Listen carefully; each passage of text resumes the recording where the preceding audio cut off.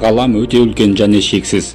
Әр күн сайын астроном ғалымдар жаңа экзопланеталар ашып, бізді таң қалдырып келеді. Біз жердегі қоңыржай ауа райына үйреніп алғанбыз. Күн кішкене суып, жаңбыр жауа бастаса, көңіл күйіміз болмай далаға шыққымыз, немесе жұмысқа барғымыз келмей қалады. Дегенмен біздің ғаламда тозақтың отындай қонақжай емес экзопланеталар толып жатыр. Барлықтарыңызға ассалаумағалейкум.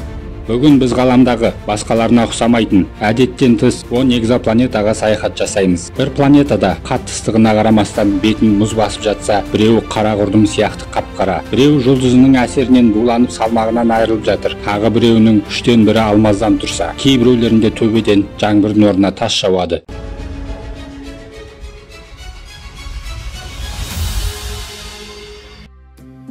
Сақиналардың әміршісі G1407b. Бұл нағыз бомба экзопланета. Ол жерден 430 жарық жылы қашықтықта орналасқан. Оның сақиналарының жүйесі Сатурнның сақиналарынан 200 есе үлкен. Қазір оның белгілі 30 сақинасының әрқайсының диаметрі шамамен ондаған миллион километр. Ал ең шеткі сақинасының радиусы 90 миллион километр. Ал Сатурнда болса небәрі 480 мың километр ғана. Кейбір ғалымдар оны Супер Сатурн деп атайды. Ал өзінің массасы Юпитердің 40 массасына тең. Сақиналарының көп болған сонша бұл планетаға жарық түспейді.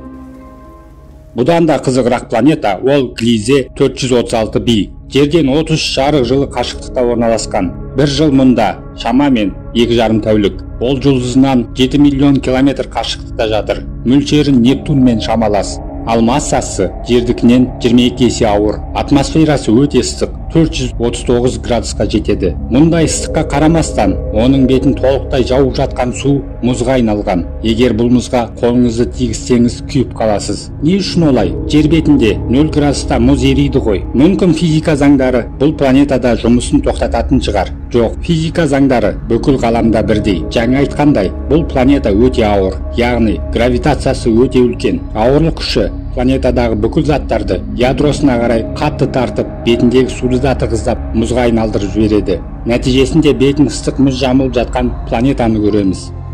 HT 189733b. Бұл планетада жаңбыр әйнек түрінде горизонталь жауады.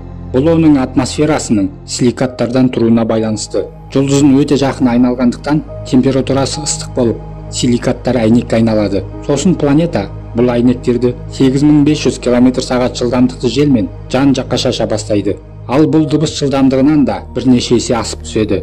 Жер бетіндегі рекордты дауыл 113 метр секунд болған. Егер адамдар бұл планетаға қонса, бетінде 1 секундта тұра алмас еді. Өйткені бұл дауылда ұшатын әйнектер қару-жарақ оғынан да жылдам және саны шексіз. Трес 2b.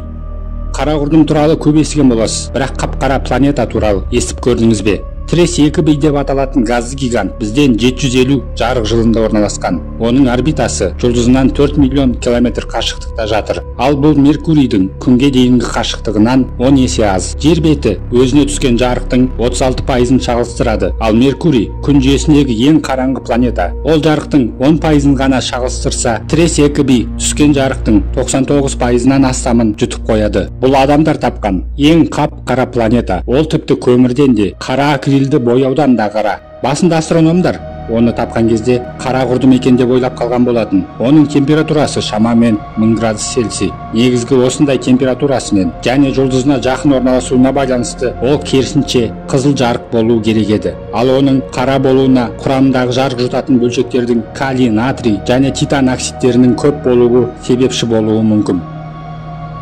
Ғарышта одан да таңғажайып әлемдер бар. Мысалы 55 Cancrie. Қазір жер бетінде ең үлкен алмаз Африка жұлдыз деп аталатын осындай алып алмаз. Салмағы шамамен жарты килограмм. Оған тең келетін алмаз әлі жерде жоқ. Дегенмен ғаламдық масштабта бұл жай ғана шаң десек болады. Ғарышта планетамен бірдей алмаз бар. 55 Cancrie сіздің ең сүйікті планетаңыз болады. Ол жерден 2 есе үлкен және 3-тен 1 алмаздан тұрады. Жұлдызын 18 сағатта толық айналып шығады. Температурасы болса 2700 градус ыстық. қатты ыстық пен өте үлкен қысым ондағы көміртегі мен оттегін қысып, одан графит пен алмас түзіледі. Бүгінгі таңда бұл планетаның бағасы 27 наниллион долларға бағаланып отыр. Наниллион деген былай, мысалы миллиард, 3-0 қоссақ триллион, кейін квадриллион, одан кейін квинтиллион, ары секстиллион, септиллион, актиллион, сосын барып наниллион. Бұл байлық бізден 40 жарық жыл қашықтықта орналасқан. Шіркін-ай, осы планетаға түсіп, жоқ дегенде 1-2 күрегін қазып алсақ, Қазақстан барлық сыртқы қарыздарынан құтылып, әлемдегі ең бай мемлекет болып кетуші ме еді. Бірақ қайдан? Тағы да жоғарғы жақтағылар қалталарына басып, түк көрмедік деп отырушы ме еді. Кис 125-575-48b. Бұл планета ыстық болғаны сонша, ол біздің көз алдымызда буланып, ғарышқа ұшып кетіп жатыр. Оның температурасы 2000 градус Цельсий, ал жұлдызын 15 сағат ішінде айналады. Онда вулкандардың атқылауы планетарлы түрде масштаб алған. Атқылаулардың күштілігі сонша, планетаның атмосферасынан шығып, космосқа ұшып кетіп жатыр. Бұл планетадан ғарышқа шамамен 1 секундта 100 000 тонна зат буланып шығып кетеді. Васп 12b.